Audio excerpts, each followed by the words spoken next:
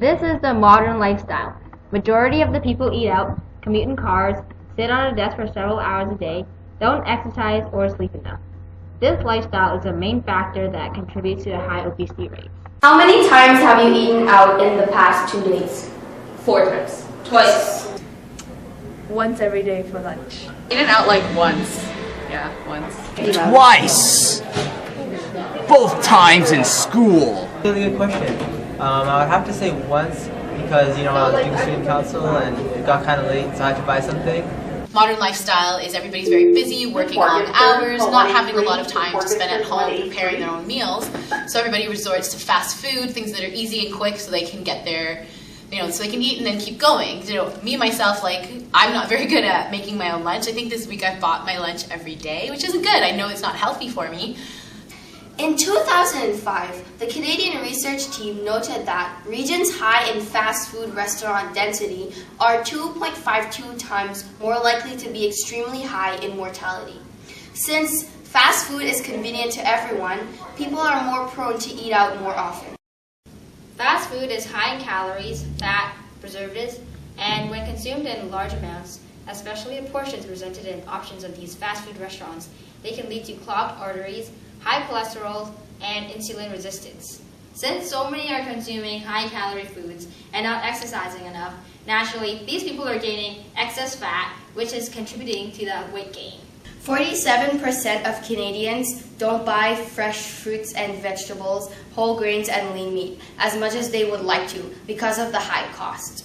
Results also explain why almost half of adults and 70% of children in Canada don't consume the minimum recommended servings of vegetables and fruits established by Canada's food guide. It's fast. We have a very, especially in the GTA, kind of a rat race type of mentality. We're always in a rush. We want to do everything, and so time is a concern.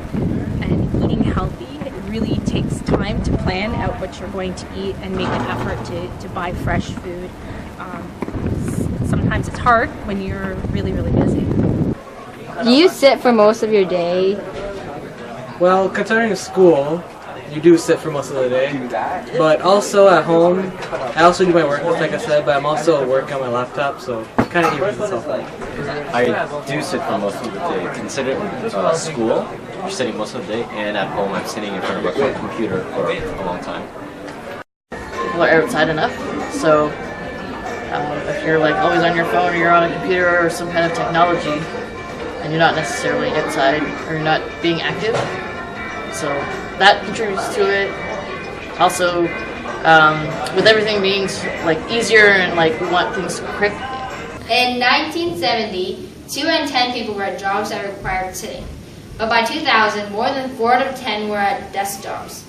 Also, schools require students to sit at desks for approximately 8 hours a day. All the sedentary tasks are forcing people to be less active.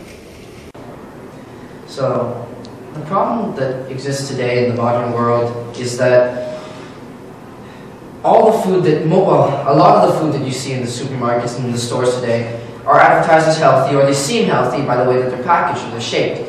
The fact is that that's just not true. I mean, the fact that they're very misleading in terms of whether or not they call themselves healthy. Let's take McDonald's as an example. They advertise with this kind of fresh kind of slogan. They don't directly say their food is healthy, but you can imply that based on all of the fact that they include so much green in their food that it is, but once you check the nutrition facts, it just isn't. Another example that I have, and this is a personal story, is I had this obese friend. He was a very nice guy, but he couldn't get his eating in check. And I don't blame him. He'd been living with parents who ate a lot, and he'd been living with family who ate a lot, and so he wanted to change his life, and I commend him for that, and he did his best.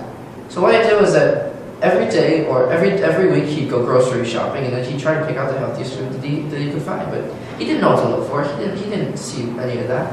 So one time I went over because he told me that he just wasn't losing any weight, even though he was exercising every day and he did everything right. He just wasn't losing any weight. And I asked him, "What are you eating?" So he showed me all the food that he was eating, the fresh vegetables, all this different stuff.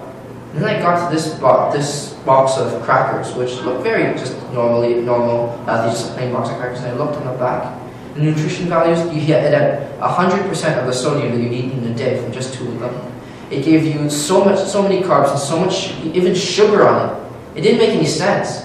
And I asked him, why did you buy this? He said, it looked healthy, they're just crackers. And then that's when I realized that this food is really, really misleading because of the fact that they want to sell it to you. Now, and that in itself isn't wrong, but the fact that they have to lie, almost lie to people, get very close to doing it, that's a terrible thing that happens in food sales today. And aware of what they're buying because it might sound really good until you look at the food label and then you realize that it really isn't. So something like, for example, Sunny D is a good example. Sunny D advertises as, meeting all your vitamin C requirements, which it does, and it's fortified with vitamin D and calcium, but it's also orange juice with oil in it, and a high amount of sugar, enough sugar in it that it can actually cause a diabetic to have issues if they drink it. It's that bad. Okay. Recently, people have gained more access to the media. The media offers many diets that gives hope of being healthy and losing fat, but in actuality, these tips are very unhealthy. For example, some diets will require you to restrict calories, and this will help you lose weight because they are starving themselves. However, this will not be feasible in the long term since people will binge all their missed calories back. Binging is a psychological problem such as poor body image, and this results in excessive eating. Once people start to binge, they can't just stop at one cookie or two, and that's a problem. Do you get at least 8 hours of sleep? I wish I did. I try my best for it, but sometimes I can't. Like 12 or 1. But yeah. I get like 5 hours of sleep. In 2010, Statistics Canada found that 46% of Canadians cut into the time they spend sleeping in order to complete other activities. Adults sleeping less than 7 hours per night and school-age children sleeping less than 9 hours per night are at a higher risk of gaining weight and having poorer health outcomes than those with adequate sleeping habits. The less time spent on sleeping means the more opportunities for eating. The lack of sleep has been shown to increase snacking, the number of meals eaten per day, and the preferences for energy-dense foods. These energy-dense foods are normally high in calories and pretty bad for you. When people are tired, they tend to replace energy from sleeping with eating, which causes an excess store of calories, which causes fat. If we as humans continue to live a modern lifestyle without considering the importance of our well-being, then our circumstances will continue degrading. Harvard predicted that by 2050, almost half the population in America will be obese. Being obese does not only interfere with aesthetics, but your health.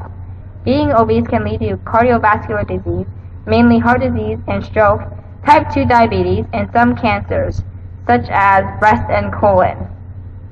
Fortunately, prevention of obesity is not very difficult. It is understandable that many people have no time to be healthy because of the high competition for knowledge and many distractions along the day. However, to maintain substantial health, the average person only needs 1 hour of exercise, and cooking a homemade meal can be done in advance. You could cook once every other day and heat up the food when you want to eat. When working on a huge project, take 5 minutes to walk every hour to prevent from sitting too much, and maintain a regular sleep schedule for your body to rest. If everyone take an extra 2 hours out of their day from lolling around, then this lifestyle will not be arduous at all.